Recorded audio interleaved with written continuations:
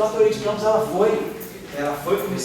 começou a se popularizar um pouco na direção de outras áreas da física. Ela deixou de ser só, vamos dizer assim, a fiel escudeira da física de partículas, e aí começou a ter entrado em outras áreas da física, porque ela consegue, tem conceitos dentro da teoria de campos, técnicas dentro da teoria de campos, que conseguem a gente perceber, resolver problemas, sistemas não lineares, né? Resolver questões que você, ajudando uma formulação lagrangiana, estudando as simetrias, você tem uma sistematização maior para resolver, às vezes, questões complicadas. Foi não, daquele gráfico que o senhor fez lá para o G. Das constantes de acoplamento?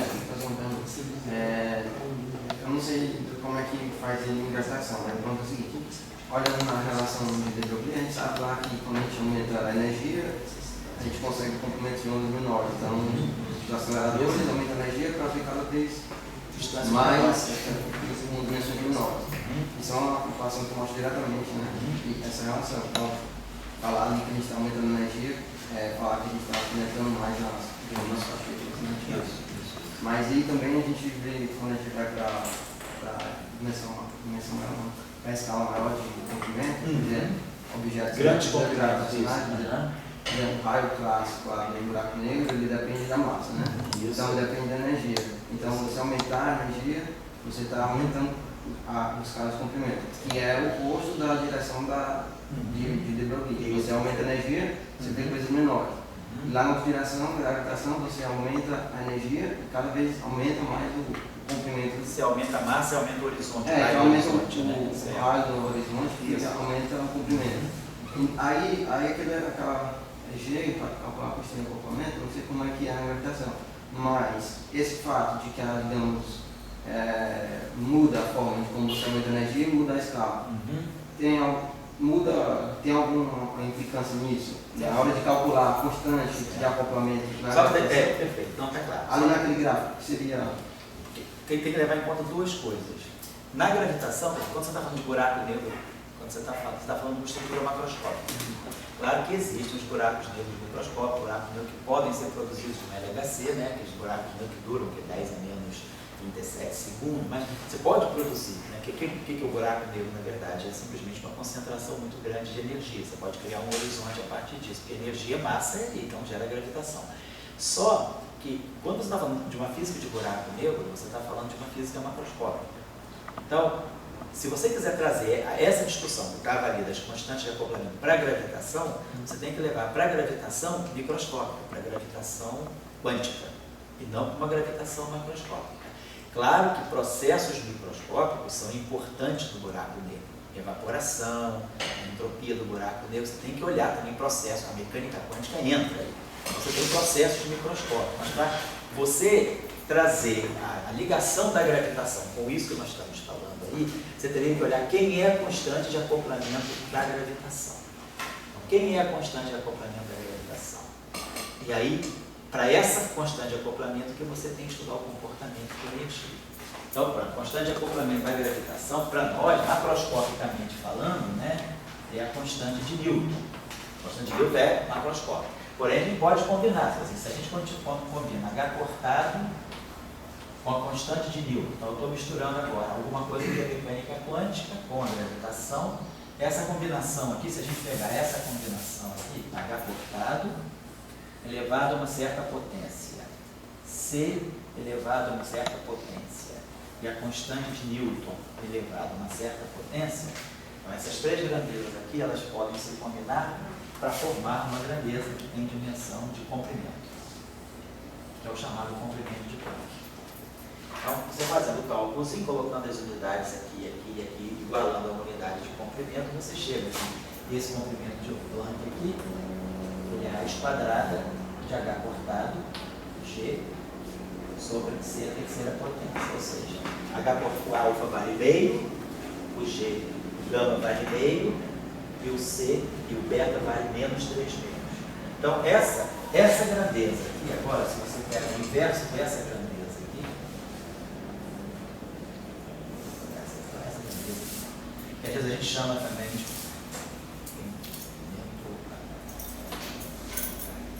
essa grandeza que a gente chama de massa de Planck, que é a gente muitas vezes representa ela dessa maneira, o kappa, que é a constante gravitacional. Esse kappa, na verdade, é o inverso disso aqui. É C3 sobre H cortado G. Essa grandeza aqui é que vai fazer para nós, na gravitação quântica, tem dimensão de massa. Ela que vai fazer o papel da constante de acoplamento gravitacional no nível microscopicamente falando. Então, se você quer falar da interação de um elétron com um gravitão, ou do neutrino com um gravitão, ou do fóton com um gravitão, então, segundo, né, a nossa percepção da gravitação quântica, toda a matéria, a constante de acoplamento da gravitação é universal. É esse kappa aqui, a constante de acoplamento que a gente chama de constante de Planck. Na verdade, ela é isso aqui, ela é o inverso do comprimento de Planck.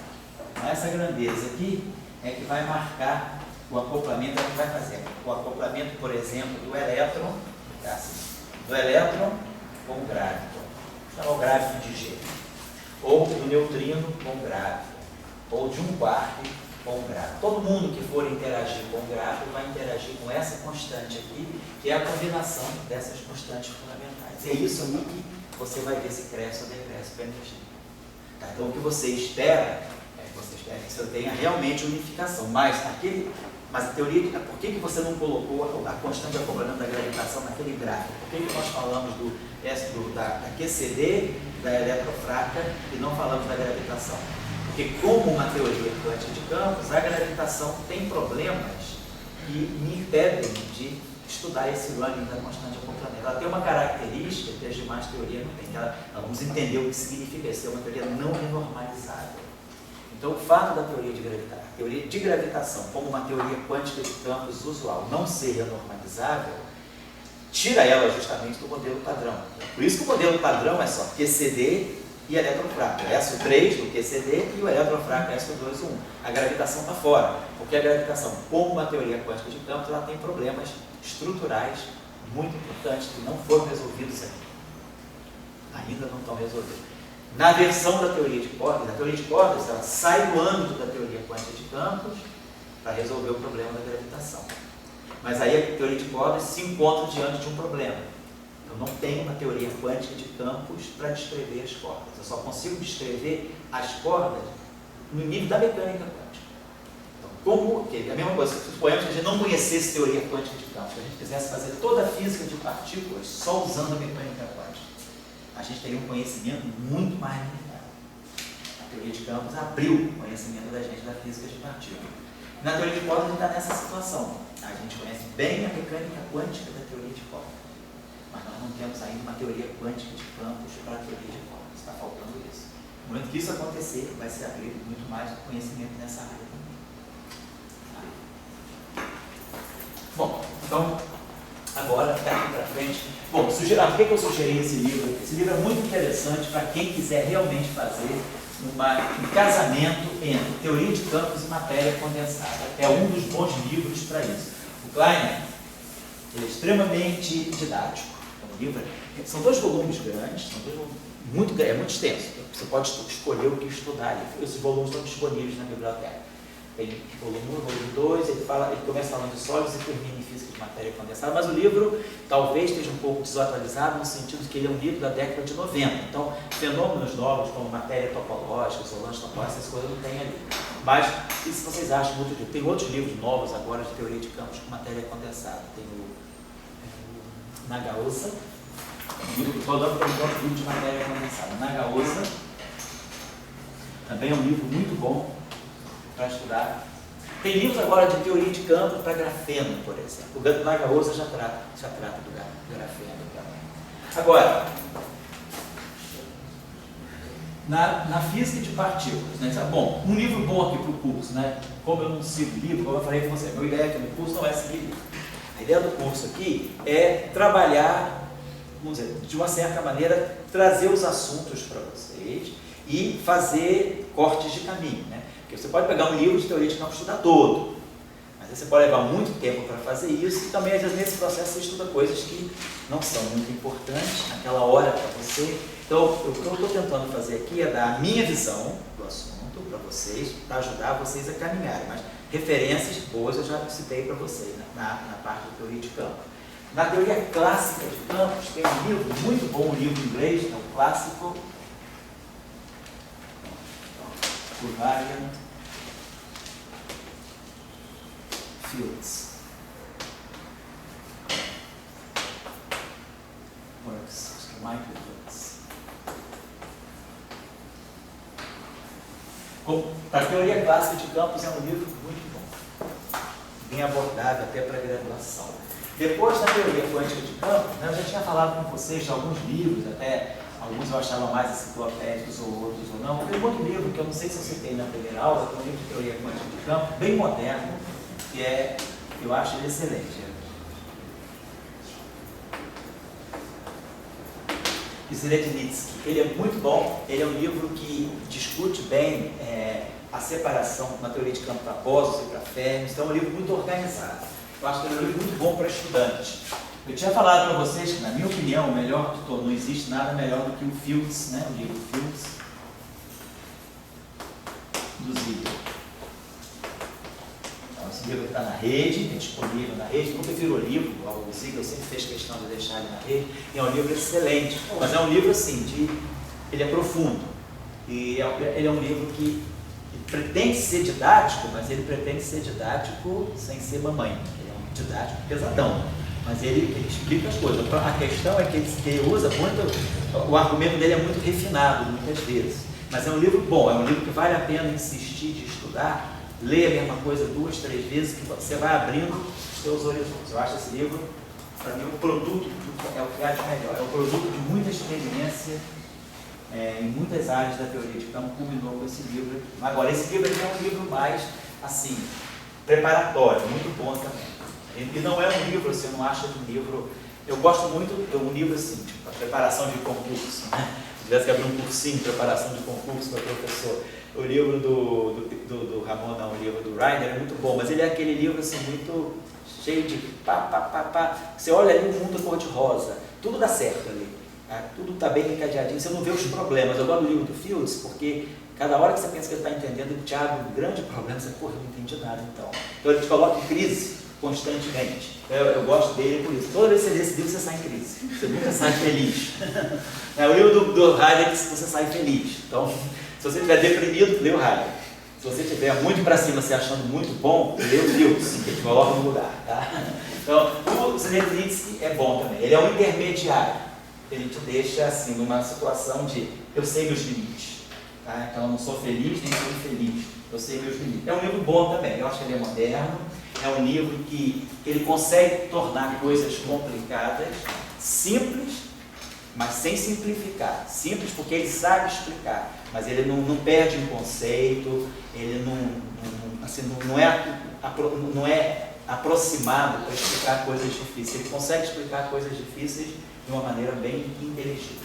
Eu acho esse livro hoje, assim, para quem quer assim, ter uma primeira abordagem, esse aqui é bom para a teoria clássica, esse aqui é muito bom para a teoria quântica, e esse aqui é bom para a vida inteira.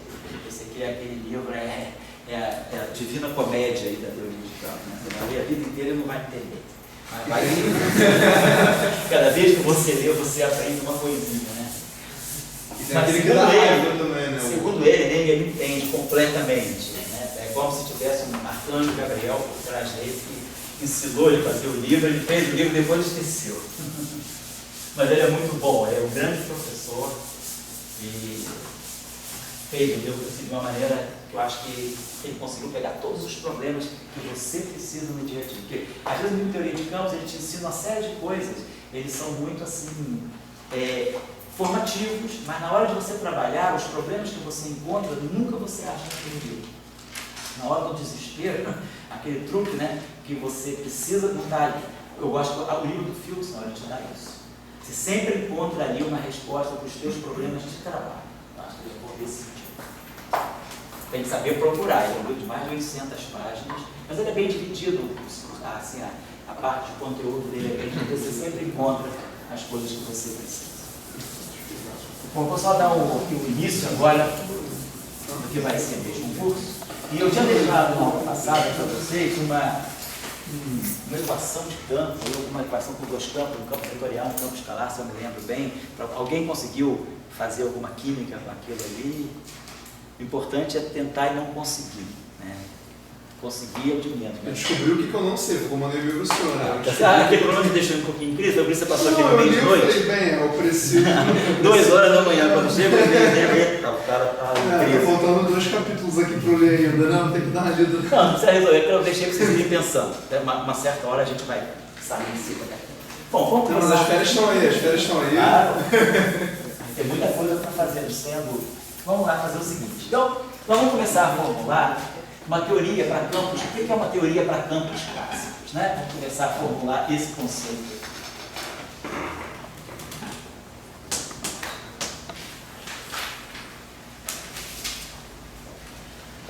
Esses campos clássicos, eles podem ser... Quer dizer, quando eu digo clássico, eu estou dizendo em oposição a quântico. Não são campos quânticos, mas podem ser relativistas. Então, esses campos clássicos, eles podem ser não relativísticos ou podem ser campos clássicos relativísticos. Então, se eu estiver falando de campos clássicos não relativistas, eu estou falando de uma física galileana. Então, eu estou tentando, que é o caso de sistemas da matéria condensada. Estou falando de uma física galileana. Para mim, o meu espaço é o tempo e o espaço. Alexandre, e agora? É produto cartesiano, soma direta ou produto pensamento? Esse cara não está me sacaneando, não. Há 2 meses com e-mails existenciais sobre produto cartesiano, produto... Não, mas... E o que você acha que seja agora? Depois de todas as histórias, ele varreu todas as Wikipedias para poder descobrir isso. O que você acha? Primeiramente, parece ser um elemento básico. Tudo É bem. um elemento básico, não deve ser um produto. Isso, produto cartesiano. Então você está falando que você tem o tempo e o espaço. Você separa tempo do espaço. A física, o tempo corre e o espaço corre. Então é a física galileana. A lei de Newton é a física, vamos dizer, a teoria de campos newtoniana. Nós estamos fazendo uma física que não tem problema de causalidade. É uma física não causal, no sentido que tudo é instantâneo. Existe ação e distância. A terceira lei de Newton aí é válida. Ação e reação são instantâneas. Na teoria relativística, vamos entrar agora, né, na teoria da relatividade especial, da relatividade restrita. Então, para nós agora, caiu o conceito de tempo e de espaço. Para nós agora o que existe é o espaço e o tempo. Então, nós vamos estar sujeitos agora a novas leis, né? A velocidade da luz agora, ela é finita, é um ilimitante, né? E nós temos então, quer dizer, nós temos que nos basear nos 2 postulados fundamentais da relatividade especial. A equivalência dos referenciais e a constância da velocidade da luz, a existência de um absoluto. Para nós aqui, essa vai ser uma outra etapa. Vamos falar dos campos relativísticos. Aí, para falar dos campos relativísticos, a gente vai estar usando os campos relativísticos mais em conexão com a física de partículas, que a gente imagina que essa nossa física, as partículas, né, elas sejam relativistas, o elétron, o neutrino, o fóton. Então, a física de partículas vai entrar mais aqui. E aqui a gente vai entrar mais com a discussão de sistemas macroscópicos, como, por exemplo, física de matéria condensada. Essa de matéria física. Então, tá legal. Então, vamos ter que abordar as 2 coisas. Vamos começar, então, pelo campo não relativístico, que é uma situação mais simples, né? A gente ainda não está muito íntimo, não tem que colocar a parte ainda da relatividade especial. Para nós, então, o que é um campo clássico não relativístico? Então, a primeira coisa que é fundamental numa teoria clássica, vamos dizer, imaginar o seguinte: para que servem os campos? Os campos, eles são, na verdade, coordenadas, né? Eles fazem o papel de coordenadas de um sistema contínuo. Então, quando a gente tem um sistema de partículas, né? Então, a gente vai lá, na mecânica clássica, né? A gente escreve as partículas pelas suas posições. E essas posições, momentos, né? E essas grandezas, por posição e momento, evoluem no tempo, através das equações de Hamilton, através das equações de Euler-Lagrange. Na teoria de campos, eu tenho um sistema contínuo, e eu vou dizer, bom, eu vou descrever esse sistema, agora ele é um sistema que envolve um sistema que envolve muitos pontos do espaço e do tempo. Então, eu vou descrever esse sistema agora, não pela coordenada de cada objeto. Eu vou descrever esse objeto, esse sistema como um todo, por um campo. É o caso, por exemplo, da radiação eletromagnética. Quando a radiação eletromagnética avança, eu estou descrevendo essa radiação através de um campo elétrico e de um campo magnético, ou de um potencial φ escalar e de um potencial vetor. Então, os campos, eles vão entrar como sendo, né, os campos são, vamos colocar assim genericamente, um campo φ, né, ele vai ter coordenadas que é uma função do tempo e das coordenadas espaciais. Essa função, nós esperamos, seja uma função com características de continuidade, a gente espera que seja uma função diferenciável.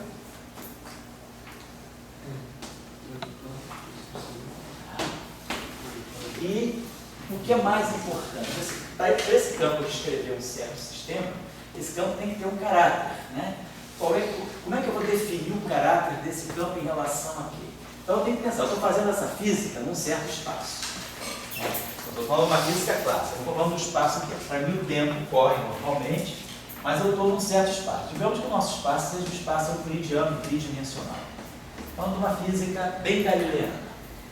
Então, nós temos que, nesse espaço euclidiano tridimensional, nós sabemos fazer os produtos escalares, os produtos vetoriais, quer dizer, a gente tem a noção de uma métrica. A métrica do espaço-tempo é o próprio delta de Kronecker.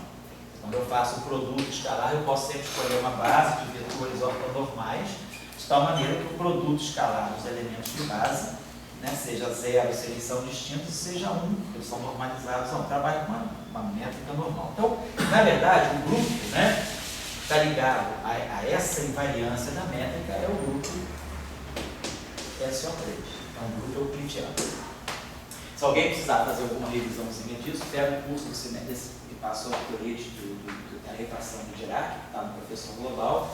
A gente lá no curso de teoria de Spinoza, a gente constrói de novo essa questão do grupo SO3, as representações e tal.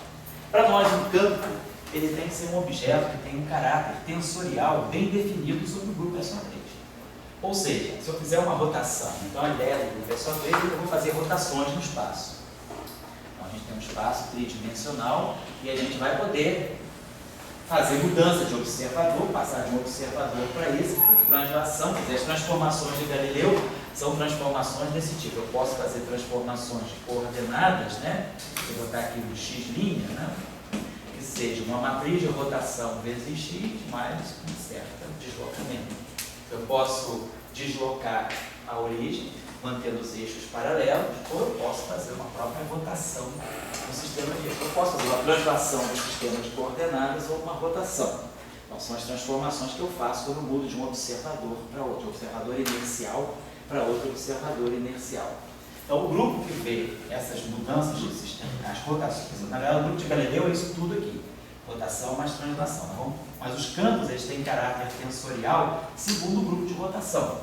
Então, como nós já aprendemos nos cursos precedentes, o nosso campo ele pode ser, por exemplo, um campo escalar, ele pode ser um campo de natureza espinorial, espinor de SO3, ou ele pode ser um campo de natureza vetorial, portanto, ele tem coordenadas, né?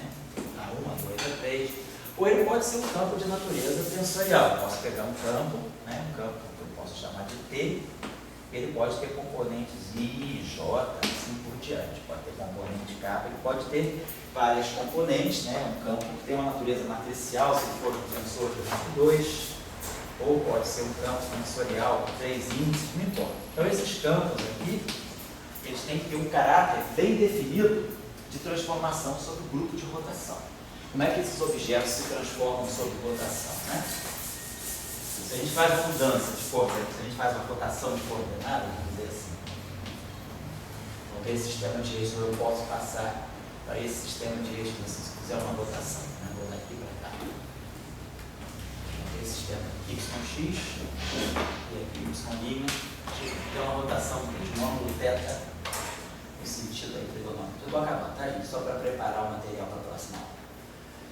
Então, se eu tenho um campo que é escalar, o escalar ele não se refere a nenhum eixo. Então, eu estou aqui, segundo esse observador aqui, ele atribui que no espaço existe um objeto de função, que é uma função do tempo, das coordenadas espaciais, que está me descrevendo algum tipo de perturbação, alguma coisa que tem no espaço que eu estou descrevendo através dessa função. Ela não é referida aos sistemas de eixo, porque poderia ser uma temperatura, por exemplo, ou uma pressão num certo ponto do espaço, num certo instante de tempo. Se eu faço uma mudança no sistema de observação, então o meu outro observador, ele vai trabalhar. No outro sistema de observação, eu vou ter tudo de acordo com o novo observador. Como na física newtoniana, né, eu posso calibrar o tempo de uma forma absoluta, porque eu não faço uma transformação no tempo, eu estou fazendo só uma transformação nas coordenadas. Então, isso aqui vai dar telinha igual T, não vou mexer no tempo, vou fazer uma transformação só no sistema de eixo. Então, o que é o meu campo novo com as coordenadas novas, como esse campo é escalar, né, se eu fizer uma rotação do eixo e aqui eu tiver esse ponto, mudou. Segundo esse observador, esse ponto tem tais coordenadas. Segundo esse outro observador, esse mesmo ponto tem outras coordenadas x'. Esse x' e x denotam o mesmo ponto do espaço. Ou seja, eu fiz uma transformação de um observador para o outro observador. Eu não mexi no sistema físico. Mas eu estou observando, tem alguma coisa acontecendo nesse ponto do espaço. Esse ponto é visto por esse sistema ou por esse sistema, o que nós chamamos de ponto de vista passivo. Nós não mexemos no sistema físico. Sistema físico, se eu tiver aqui, tiver um campo elétrico, eu estou medindo aqui, esse campo está aqui. Eu vou mudar de observador sem mexer no sistema físico. É o que a gente chama de ponto de vista passivo. Então, eu mantenho, mudo o observador. É como se eu estivesse fazendo observação. Eu estou observando o Sol de um observatório para o de outro observatório. O sistema físico está lá quietão. Eu mudei de observatório. Então, eu fiz uma transformação no espaço. É o ponto de vista passivo. Do ponto de vista ativo seria diferente. Eu estou aqui no mesmo observatório, eu mudo o Sol. Desloco o Sol. Ou, quer dizer, com a astrofísica a gente não vai fazer isso, mas em física de partículas a gente faz isso, né? Aí eu estou aqui, eu posso pegar a minha amostra, pegar aqui, pegar a minha amostra para cá. Se eu tenho um campo magnético aqui, eu posso, deixa eu botar a minha amostra aqui, ela veio o campo magnético assim. Agora, deixa eu botar a minha amostra com uma outra orientação. Então você pode mexer na amostra, esse é o ponto de vista ativo. Você pega o teu sistema físico, faz com ele o que você quer e faz as observações. Nós estamos adotando aqui o ponto de vista passivo. Eu não mexo no sistema físico, mas eu passo de observadores distintos vão fazer a mesma descrição. Então isso aqui é o que caracteriza o campo escalar. Professor, tem um comentário. Da última vez que a gente conversou sobre isso, o senhor falou uma coisa que pelo menos mudou minha forma de pensar.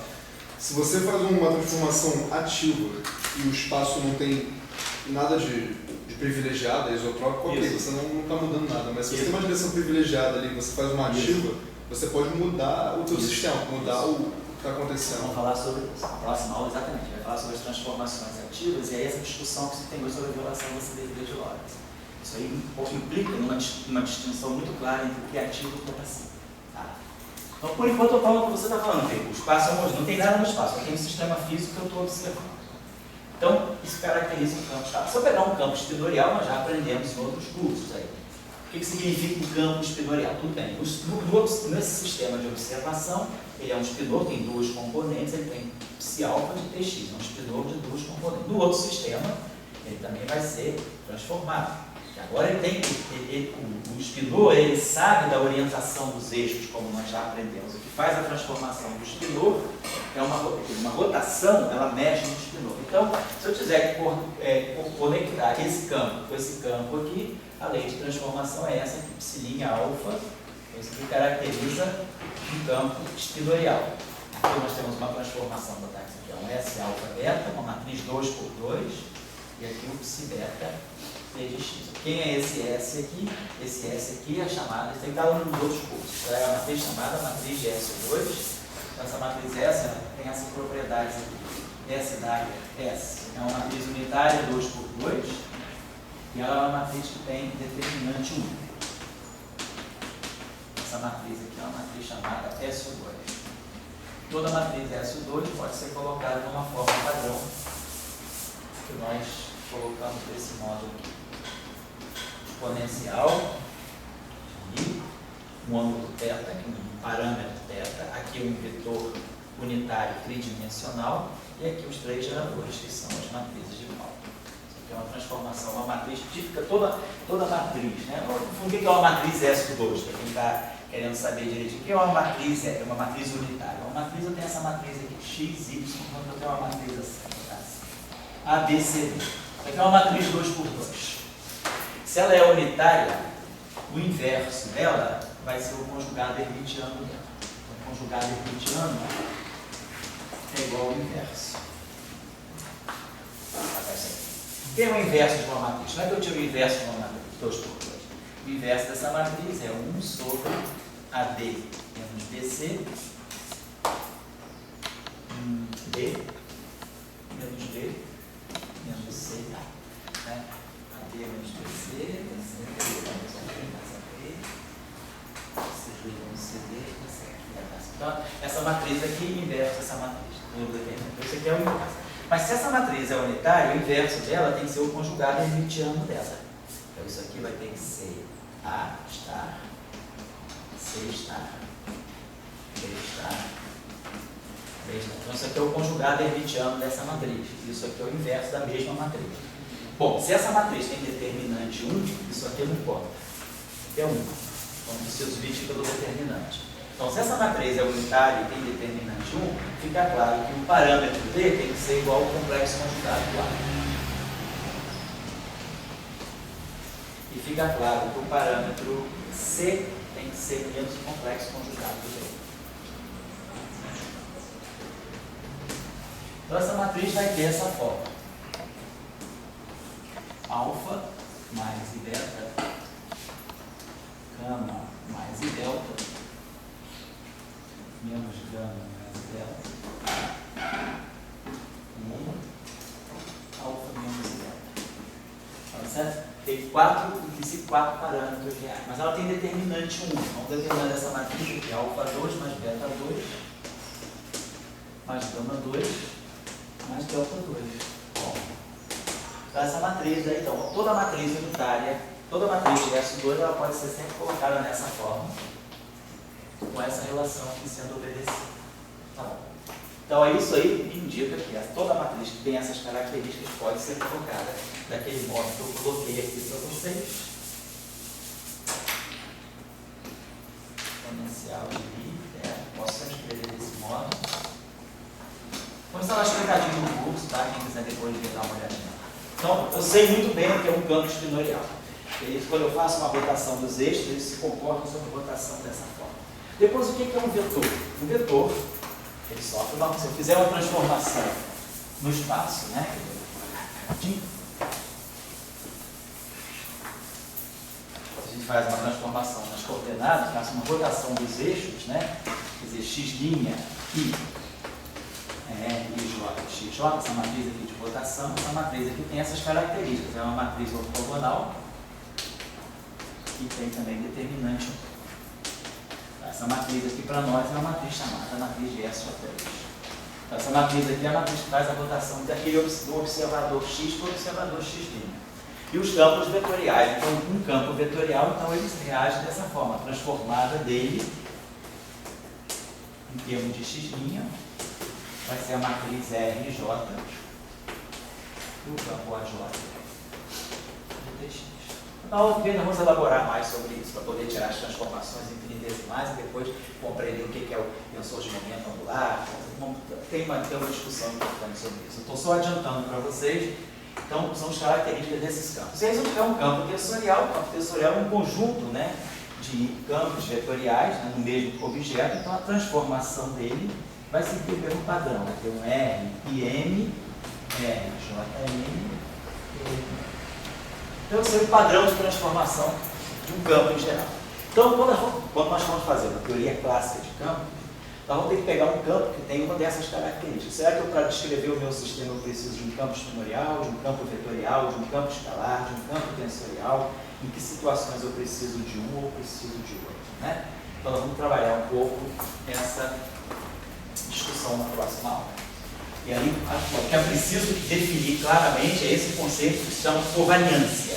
Como que o sistema reage por uma transformação de coordenadas.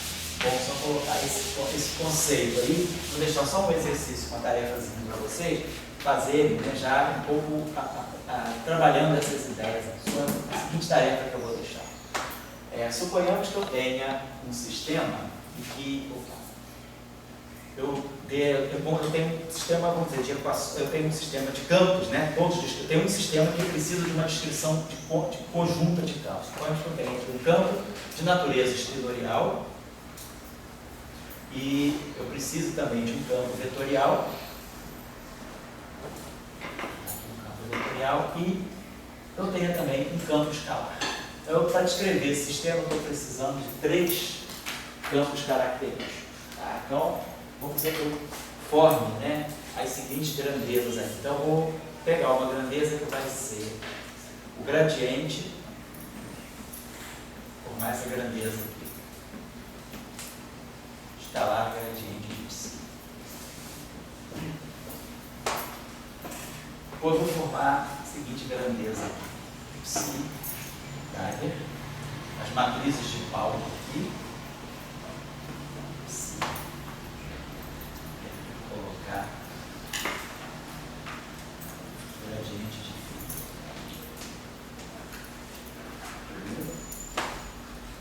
vou pegar essa grandeza aqui, rotacional de A.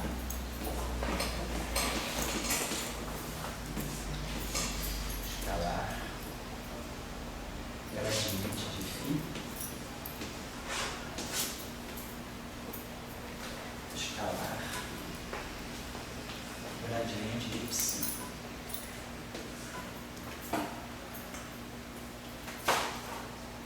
Finalmente vou dar uma última grandeza agora. Vai ser gradiente do psi. Dagger. Vetorial. Sim.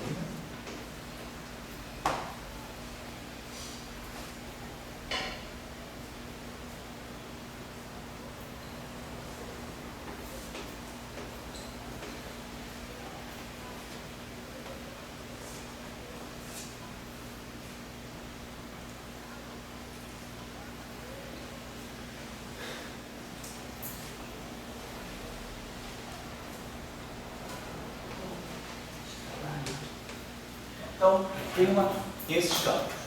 Vou formar essas grandezas. A grandeza aqui é uma grandeza bilinear dos campos. Essa aqui é trilinear, depende de 3 campos. Essa aqui depende de 3 campos também. E essa aqui depende também de 3 campos. Deixa eu fazer uma outra vez. Vou botar aqui escalar. Eu vou melhorar. Bota esse produto escalar aqui. Vou botar aqui, então, escalar a vetorial gradiente de Então, dei essas 1, 2, 3, 4 grandezas aqui. Queria que vocês estudassem o comportamento de cada uma dessas grandezas aqui sobre as rotações. Sobre isso que a gente fez aqui.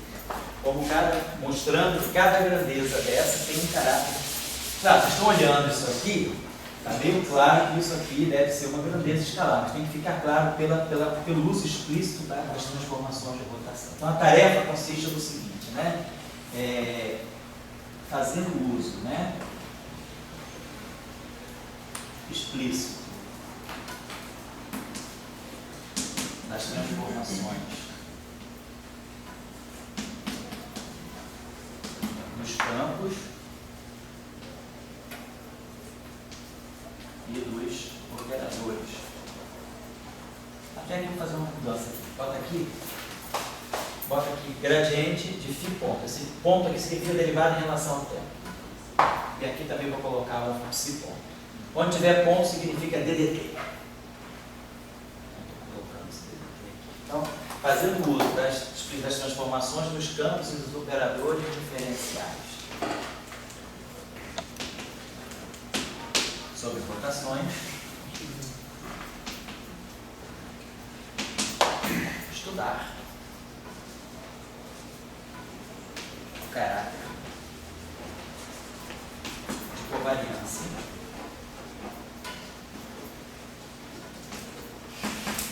de cada uma dessas grandezas. Isso é só para treinar mesmo a álgebra tensorial, certo? Não se deprimam se achar difícil, tá? Porque para quem não está muito acostumado, qualquer coisa pega o livro lá, o curso precedente de equação de Dirac, a gente dá uma trabalhada em cima dessas coisas. É só para reaquecer os motores para quem já viu e para talvez ter um treinamento mais em cima, porque essas não vão ser muito importantes à medida que a gente for desenvolvendo a teoria clássica de campos, tá certo? Bom, então a tarefa um pouco essa, é mais estudar o comportamento, que o que a gente chama de covariância significa, o que significa a covariância? Como uma certa grandeza se transforma sob um certo grupo de transformações. Se forem rotações, como é que uma grandeza se transforma sob rotação? Ah, ele é um vetor, ele é um tensor, ele é um espinor, ele é um escalar. Isso é o caráter de covariância dela. Como ela reage a uma transformação. Tá? E dependendo do tipo, né, de transformação, o caráter de covariância muda. Uma grandeza pode ser escalar para uma transformação, mas ao mesmo tempo ela pode ser vetorial para outra transformação. Então, uma grandeza ela pode ser um escalar de Galileu, mas ela pode ser um vetor de SO2. Então, é importante a gente saber mexer com essas coisas, porque isso aí é o que a gente usa o tempo todo, né? Tem que saber aplicar isso bem. Então, deixa esse exercício como tarefa e a gente se encontra, se Deus quiser, daqui a 15 dias, certo? Essa aula vai estar disponível a partir de quarta-feira. E quem precisar ter uma revisão de alguma coisa, eu acho que tem 2 cursos que vocês podem pegar para rever um pouco isso. É o curso de equação de Dirac do semestre passado, e lá na página do professor Global, onde está lá iniciação científica, tem um curso lá de teoria de grupos que eu dei em 2012 e 2013. É o curso, mais ou menos que nem esse aqui, eu comecei o curso em setembro e acabei em abril. Foi setembro de 2012 até março, abril de 2013. Então, ao longo desses meses aqui, a gente fez um curso assim, inicial de teoria de grupos, né? Que é para estudar justamente esses grupos de rotação. Então, pode ser a parte inicial desse curso pode ser um pré-requisito, vamos dizer assim, para trabalhar essas questões. Tá bom? Deixa eu entender então. Se a gente pega vamos